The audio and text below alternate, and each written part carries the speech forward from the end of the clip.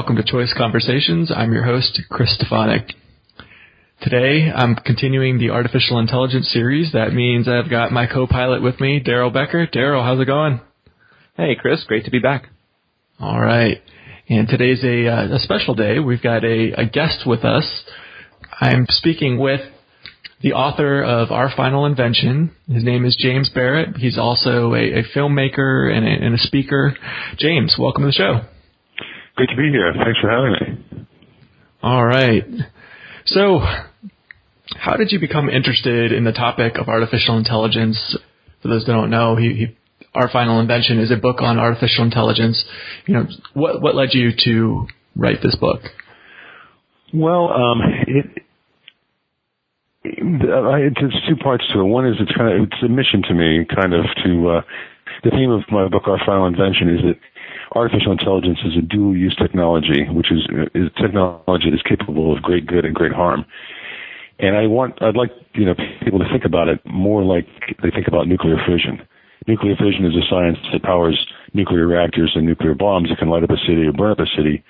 We need to think about AI as a dual-use technology and prepare for the time in the not-too-distant future when we're sharing the planet with smarter-than-human machines.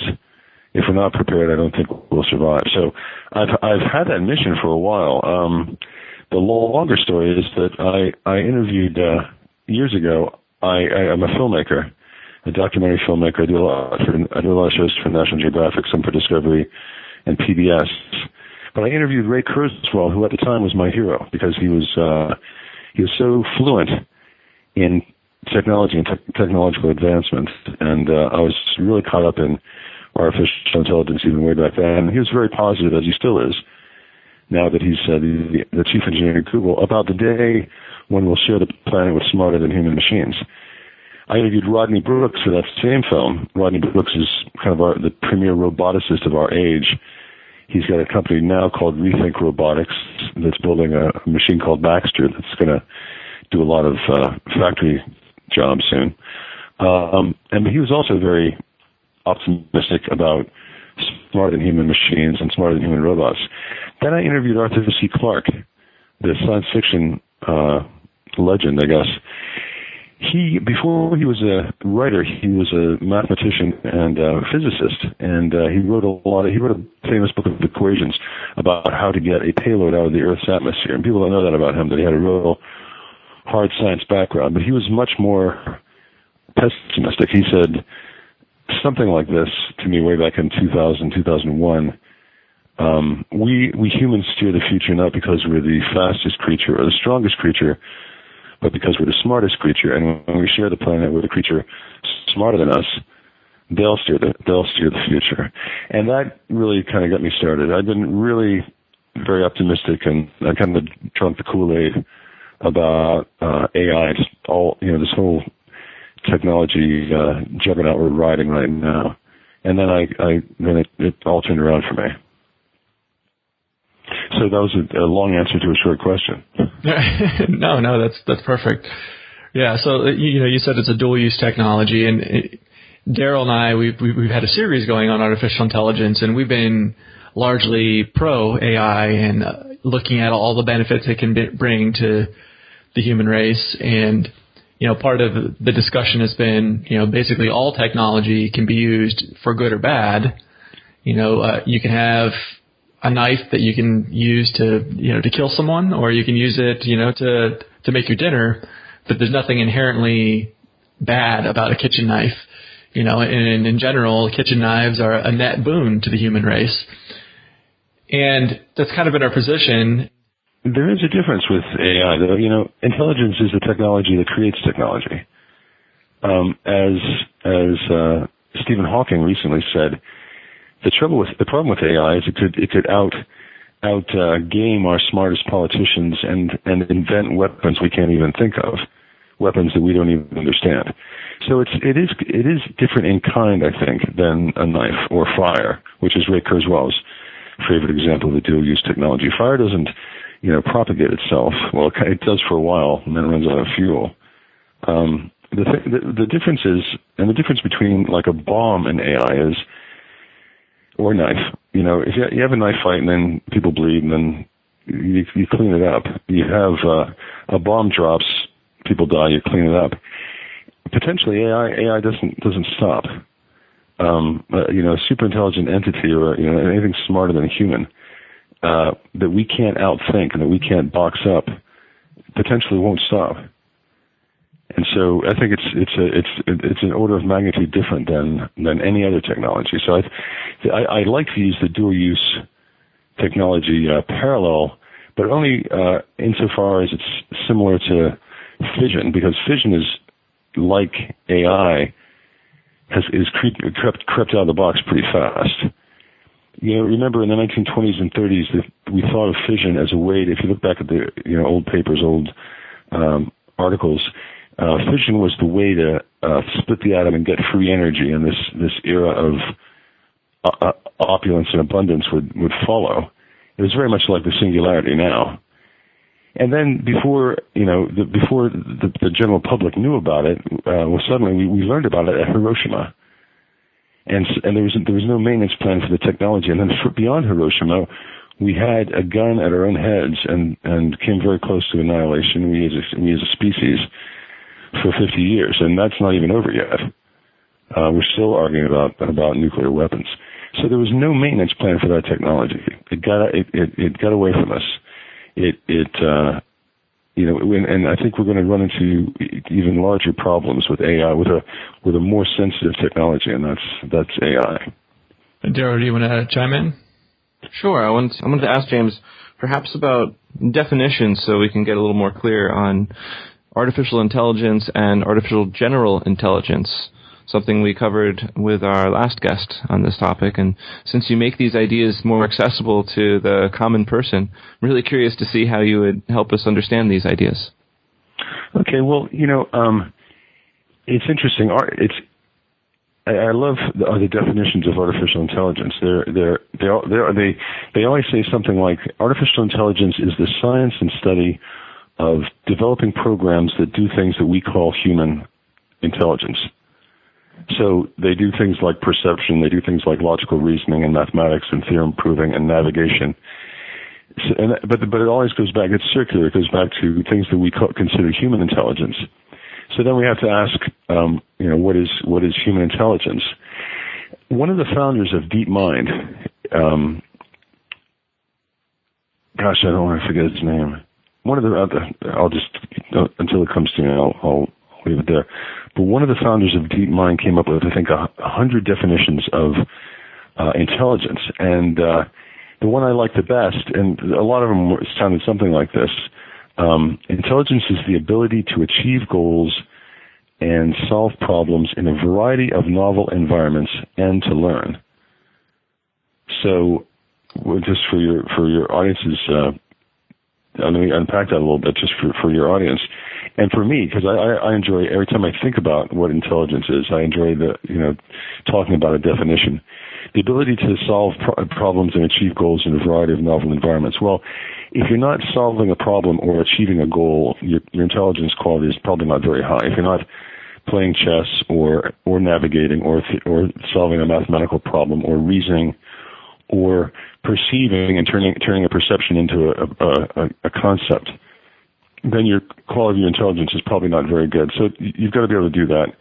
You've got to be able to move that into some novel environments. So your intelligence, if it's very limited focus, like most AI right now, if it's just about chess or just about theorem proving, it's probably not the greatest. And the more different domains you can conquer and environments you can go into, the better, the higher quality your intelligence is. And then that definition also says intelligence learns. And I think that's perhaps the most important part. Most animals are born with all the abilities they'll ever have, but not humans so much. You can teach animals certain things, but you can't teach them a whole new language. You can't teach them crafts. You can't teach them different ways of being. You can't teach them to slow their breathing and slow their heart rate. You can't teach them meditation. Humans are incredibly adaptable, and we learn. And so we're going to demand that of high-quality intelligence. So it does all those things, it learns. So that's to me, that's just a general definition of intelligence. Artificial intelligence is when we make a machine do those things.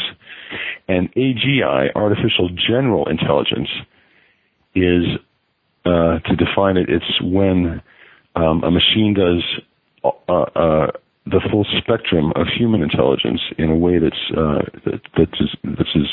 it as deeply and thoroughly and with the same precision that humans do it. So AGI is just a fancy way of saying human-like intelligence in a machine. And then ASI, artificial superintelligence, is anything smarter than that. Things that are smarter than humans. I'll just go on and on. Is that good for you, Darrell? Yeah, I'm clear on that. That's great. The other thing I'd like to say is I'm absolutely fascinated by AI, and I don't think you could go far down this road thinking about AI. And despite the title of my book, I'm a giant proponent of AI. To me, AI is the most profoundly interesting.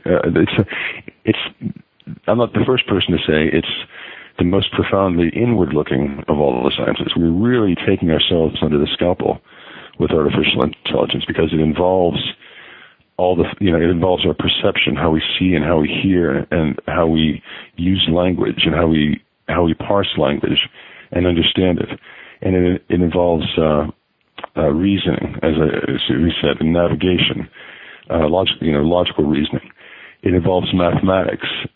Ultimately, it involves knowledge because we're going to have to build these ontologies or common sense databases into these advanced cognitive architectures. So never before have we looked so closely at ourselves and all the different things that we do and try to emulate them in a machine or in code. And so I think it's a profoundly interesting and compelling science, and that's why I'm arguing for good outcomes with it rather than bad outcomes. Yeah, it's just amazing to think about what could come of it by having all of this intelligence, intelligence as a resource at our fingertips. Yeah. There's the doomsday scenarios, that you've brought to light, and that they're popular in popular media and the like. Yeah. But another danger that, if you want to think of it this way, as a danger that could come of it, that I don't know if Darrell and I have really talked about this much, is just things like, okay, if you can now buy a computer program and replace all the scientists, replace professors, replace any job that's not like manual labor, and I guess even manual labor you can replace it because you just attach it to a robot. Yeah. What are people going to do? And I'm trying to think of the name of the guy. There's a famous investor, and he looks at the age of robots coming. He talks about it more from the age of robots than he does from an AI perspective. But he said basically he's like, we're looking at the end of jobs. Yeah. There aren't going to be jobs anymore.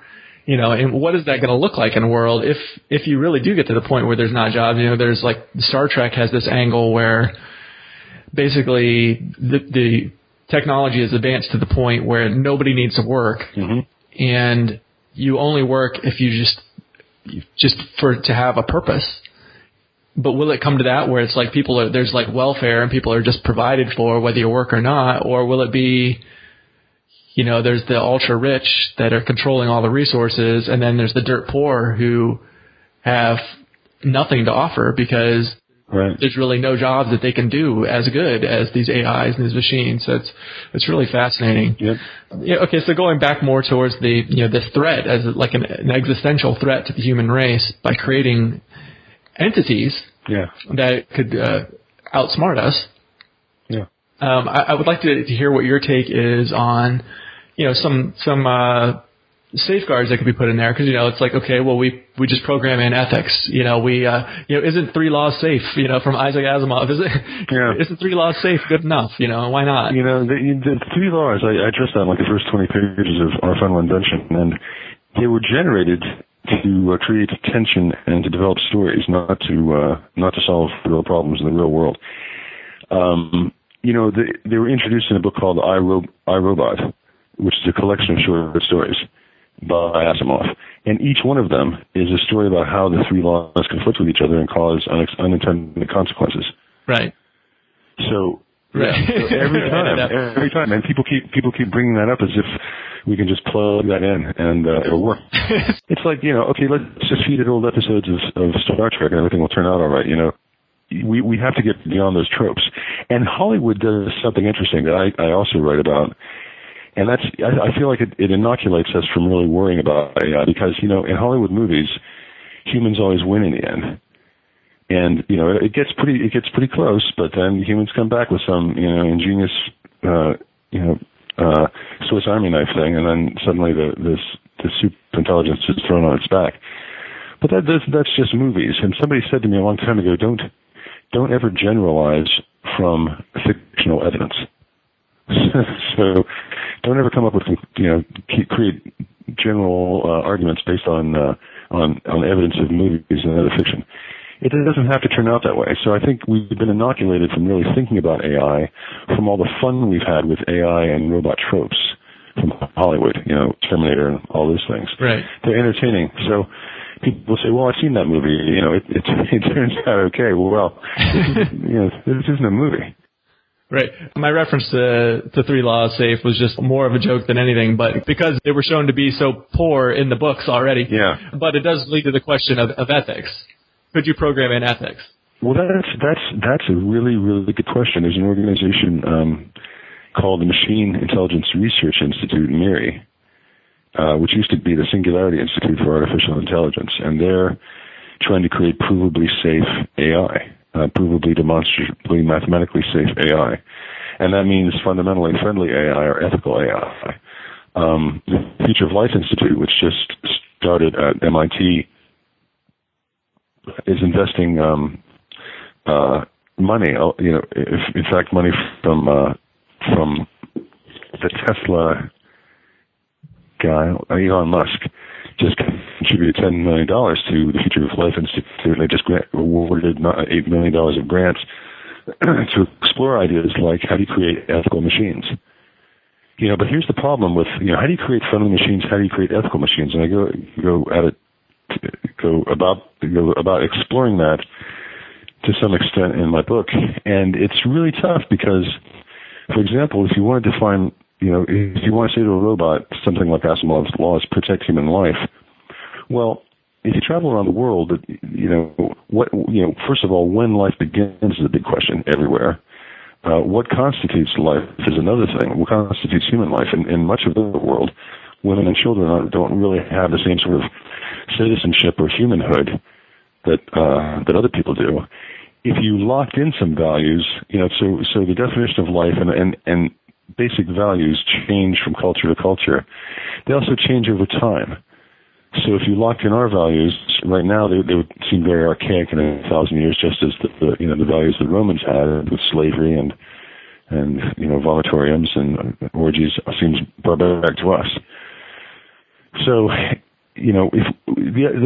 you would have to do is you would have to create some sort of machine that intuits what is best for you or what you would want if you were wiser.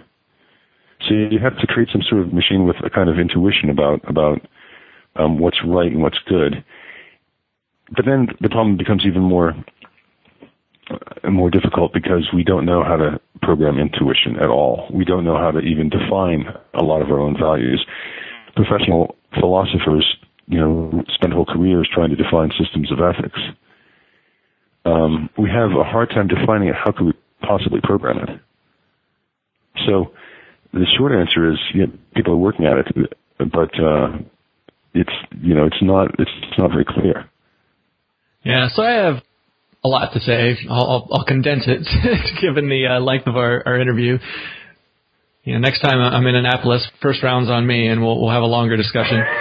But good. First, I would say, as far as ethics go, I'm a libertarian, and the libertarian philosophy is kind of based on the non-aggression principle, mm-hmm. which is it's immoral to aggress against others. Mm-hmm. And I think that's pretty solid if you would actually put that in there. But there would be a lot of ramifications to that if it's immoral to aggress against others, but self-defense is okay, that's not initiating the aggression. It's responding to aggression. Right. There's all these ramifications that would come out of that would be like, okay, well, there's just so much aggression that occurs in our world. What would the AIs do when they saw it? Yeah. Would they step in, and would people want that if they did step in and the like? And so, the other would be something as nebulous as just say, your core value is to not interfere with the liberty of humans.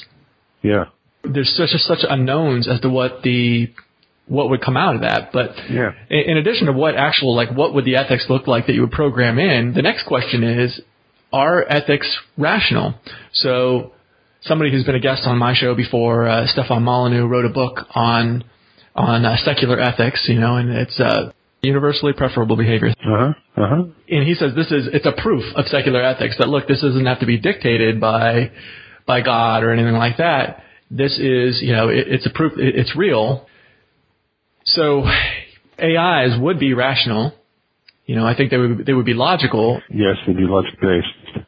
Yeah. If ethics truly do exist outside of our current values today, and it's something that can be proven, I think they would see that and go with it. But my whole thing is, I've read the book and had many discussions about universally preferable behavior. I've talked to other people who have also written their own secular ethics and things of this nature that they feel that it truly exists, like, the law of gravity or laws of physics. There are these ethical laws that exist. And I've looked at it and I'm like, this really just looks like something you made up. I'm not seeing how it could be empirically validated. Yeah. Just like, right. Honor thy father and thy mother is just somebody just made that up. No. Now, they might have very good reasons for making that up, and maybe it works out really well if you follow these ethics. But at the same time, it's still just made up. And so if an AI gets to be smart as a human or super smart, they're not going to have all these biases. They're not going to have emotions. Right. And they're going to be rational and logical. And they're going to say, okay, well, this is just some arbitrary shit you made up, just like millions of other arbitrary shit that humans made up. Yeah. And they're going to be like, yeah, well, we can just dismiss this. This is just humans being humans. And you know how silly humans are and all the crazy mysticism and stuff like that they believe. Yeah. And so if it's not something that's really real, I don't know that an AI at some point would be like, why would I hold myself to this? This isn't rational. That's exactly, that echoes a lot of things that are going on in sort of the ethics of AI talk now. And that some people believe that intelligence rises, that with intelligence rises ethics, that there'll be a convergence of ethics and intelligence. But we really don't have any reason to think that. You have to believe that smart people are more ethical, or that greater intelligence equals higher ethics. We know sort of that's not really the case. And as you said, rational does not necessarily equal ethical. In a rational system, the goals are separate from the reasoning and the models of the world that they're based on.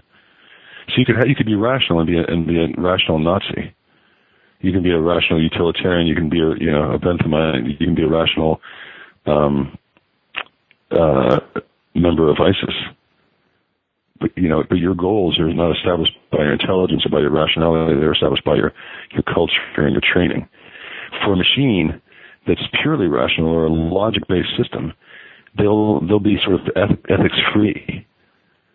But they will probably be, as I argue in the book, and Steve Omohundro is a really interesting artificial intelligence maker and ethicist, and I urge people to look up the name Omohundro online. But he argues about that when ethical systems get to the point where they're self-aware and self-improving, they'll develop basic drives. And because they're rational systems, and it's based on rational agent economic theory, which was proposed for humans to try to anticipate how we would buy and sell. And I'll do the brief version of this. In rational agent economic theory, a rational agent acts to serve its utility function or its goals and kind of principles. When machines become self-aware and self-improving, it'll be rational for them to be self-protective, not to be unplugged, to want themselves not to be unplugged. They'll want to get resources so they can pursue their goals. That's a rational expectation of these machines who are behaving rationally. They'll be creative about how to use resources and how to achieve their goals, and they'll be efficient with resources unless they have kind of perfect knowledge about how long their resources can last. So they'll be very canny, and they won't be benign. They won't be. We expect that we'll create smart machines and they'll just wait for instructions. But the evidence from Omohundro and from other people, Oxford's today's my forget everybody's name day. Other ethicists who are dabbling, or other ethicists who are exploring AI, are coming up with some of the same conclusions, that super intelligent rational systems won't be benign, and they won't be harmless, and they won't necessarily like us. James, I have a question about, since you've been talking with many different AI scientists, what are the types of intelligences that were looked at, and what are the ways that these scientists would measure these qualities? In my book, I talk about a lot of ongoing work in AI, and these are things that we all work with, or that we all use every day. I talk a lot about IBM's Watson. I have a whole chapter about Watson because it's an extremely impressive cognitive architecture, and it has a lot of applications in the world. So, if for the common man, when he's thinking about how smart is AI right now, I say, well, look at Watson. IBM's Watson is studying to take the federal medical licensing exam, so it can be a physician's assistant and then a physician. It's doing business analytics that we pay humans $300 an hour to do, high-level business analytics, where you just give it a bunch of raw data, and then it proposes, it gives you plans for your business and it answers questions. It's doing a lot of things that humans do. So how smart? Well, it's smart enough to start taking out jobs. As we discussed a little while ago, MIT came out with a report that said within 20 years, 50% of all our jobs will be able to be automated. Whether or not they will be is a question. But right now, AI is being used in financial markets. It's being used in the military. There are 4 million professional drivers in the United States who will be without jobs soon. Delivery people, taxi drivers, truck drivers. So how smart is AI? Well, these systems are smart enough to take our jobs. So they're smart enough in narrow domains to take our jobs. So we see these intelligences growing with these pools of expertise. So I was driving with my daughter the other day, and I was using Siri as a navigator. Like, I gave Siri an address on my iPhone, and we were driving along, and I was saying to my daughter, well, here's the brains in my hand that's navigating us, and here's the car that I'm driving. I'm just get rid of me, and it's not a big deal for this car to drive itself. So there goes an ability, and it's exciting. I want when she grows up, I want her to go to college in a self-driving car. I don't have to worry about all the things that my parents were worried about. So how smart is smart? Well, smart enough to emulate what we do in a way that's going to challenge us for our jobs and provide just terrific dislocation. There's a really good book by Eric Brynjolfsson and Andrew McAfee called The Second Machine Age that talks a lot about what's coming with job dislocation and the arguments for and against retraining and are we gonna move into an era, as we discussed a while ago, where we have to have a guaranteed income for everybody because there'll be no more jobs for people. I hope that answered your question. I think I was trying to figure out, from the scientist's perspective, they're looking at parameters. Like this is partially an understanding of human intelligences, which are both abstract and some rational and tangible parameters. I'm just curious to see, since you were obviously talking to many of these people who are on the cutting edge of this technology, they're looking at measuring things. And I understand no one's really measuring IQ yet. no one's got something that could really excel. Actually, IBM's Watson probably could do really well on an IQ test. But no one's really measuring intelligence in that way. They're measuring it, and that's sort of there's a good side and a bad side to that, because fundamentally, everybody in AI, for the most part, they're doing rapid product development, not basic research into the nature of intelligence. So they're not trying to create general purpose machines that are intelligent in a general way, that AGI concept, or general intelligence. They're trying to create products that fill these niches, these narrow pools of expertise. But then there's some architectures like Watson that are their talent and ability is so open-ended that it's not so hard to see. If Watson today can beat any human in jeopardy and soon will be doing doctors' jobs, it's not hard to see that Ray Kurzweil's prognostication will probably come true, that by 2029 we'll have human quality brains at the price of a computer. That's what he guesses. Right now he's working on making a machine that makes 300 trillion calculations per second, and he wants to share that with 1 billion people. So 300 trillion calculations per second is what he reckons our massively parallel processing brains do. And then he wants to share it with 1 billion people. So you can see what that is. That's a genius, an online genius that you can as a service. And only Google, when he's talked to Google about it, that's when they offered him a job, because only Google has the ability to take what he's been working with, neural nets and deep learning, and scale it to that sort of size and that kind of service. So when he's got that, and he expects to have it, he could probably have that before 2029. 2029 is when he guesses that we'll have laptops that are as smart as humans.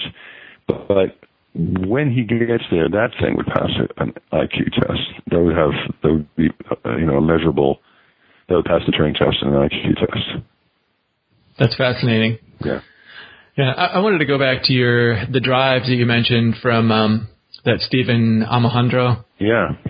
So I was reading one of his papers, and he talked about in there, one of the basic drives, and he gives a really good explanation of why this is, why basically all goal-driven AIs, all goal-driven systems would have this as one of their basic drives, is to acquire resources and use them efficiently. Yeah. And that said that could be by trade, voluntary trade and the like, or it could be by theft and murder or whatever it needs to be. Yeah. But the thing that, when I was reading that gave me hope. I'm like looking for rays of hope as I'm reading, through the other side. Yeah. The position that, this is an existential threat and things aren't looking good.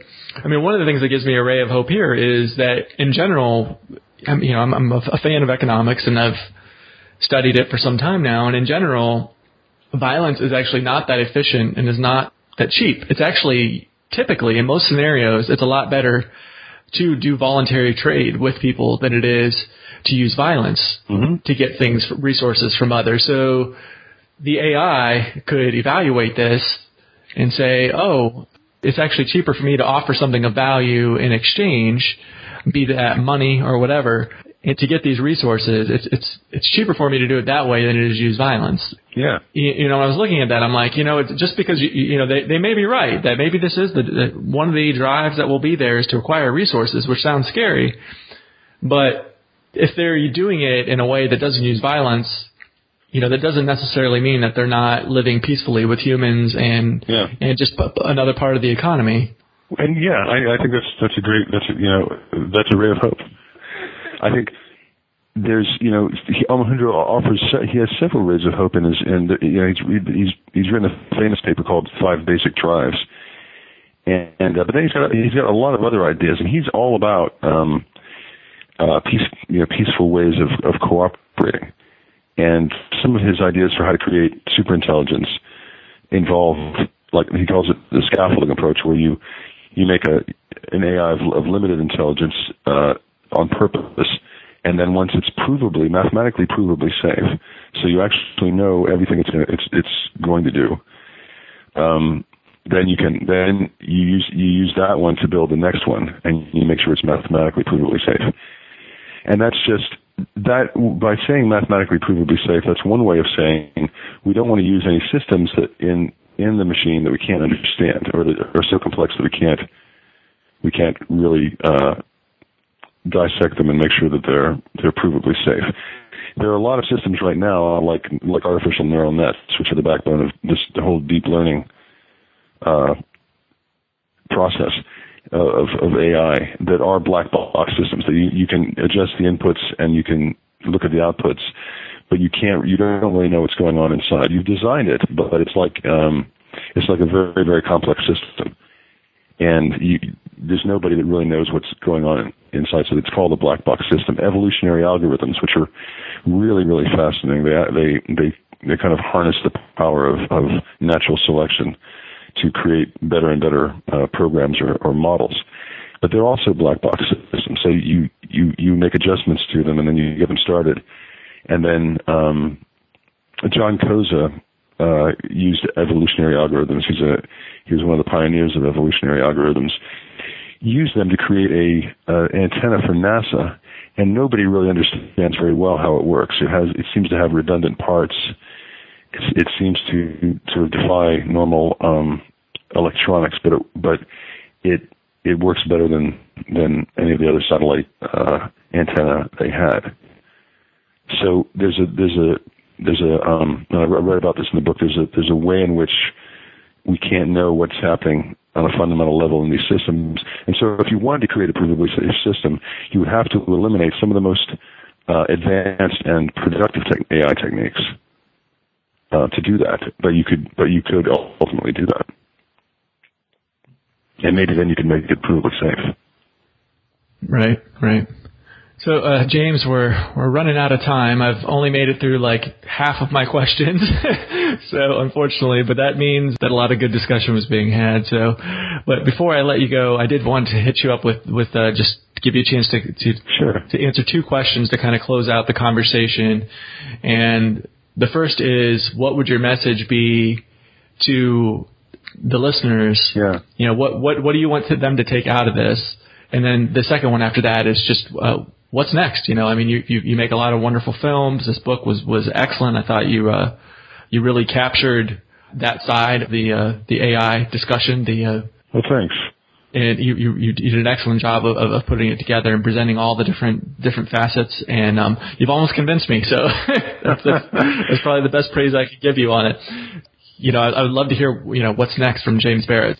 I'll go back to the first one. What do I want people? What should listeners take away? The thing is, there's this, with technology, unfortunately, there's a real arrogance about technology, where technologists don't think that everybody sort of has a right to know about what's going on because they don't have the technical chops. But most of this stuff is not rocket science. All of it can be translated into layman's terms. I was trying to write this book. I make documentary films, which is really, in documentary films, you've got to tell a simple story about complex things, often about complex things. So I was very pointed about trying to make this a book that everybody could read. This is everybody's conversation, and it's like, to me, it's got the same urgency as global warming or pollution or pesticide use. It affects everybody, and so everybody really needs to get a little bit up to speed on this and be aware of it, because the technologists aren't going to tell you, and the government's not going to tell you how fast and how volatile these technologies are developing.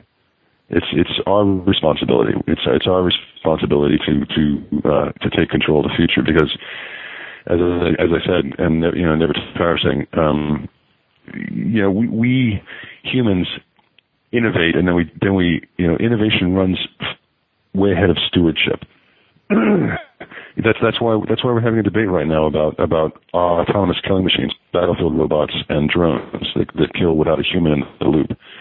We're having a debate about that right now, because if left on their own, the weapons manufacturers would make autonomous killing machines, and they put them on the battlefield, and we'd be killing people with these Terminator-like machines, and we'd be killing them from 25,000 feet with drones that act autonomously without a human in the kill decision loop.